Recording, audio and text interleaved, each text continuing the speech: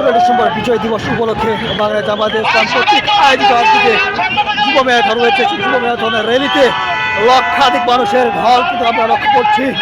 ইতিমধ্যে উপস্থিত হয়েছেন বাংলা জামায়াতে ইসলামের যে আমির রয়েছে ডক্টর শফিকুর রহমান এবং কি ঢাকা এবং আরও ঢাকা শহরের বিভিন্ন নেতাকর্মীরা দেখতে উপস্থিত রয়েছেন। পাশাপাশি আরও উপস্থিত রয়েছেন বিভিন্ন জেলা থেকে আগত নেতাকর্মীরা এবং পাশাপাশি বিভিন্ন জেলা থেকে আগত যে কর্মীরা রয়েছেন তারা ইতিমধ্যে ম্যারাথনে এসেছেন এবং কি এখানে ম্যারাথনে অংশ নিয়েছে। সোহরাওয়ার্দী উদ্যানের থেকে যেটা যাত্রা সেই যাত্রা তারা সোহরাওয়ার্দী উদ্যান হয়ে শাহবাগ হয়ে কাঁটাবন এবং তাদের যাত্রা ইতিমধ্যে মানে কি কাছাকাছি অবস্থান করছে।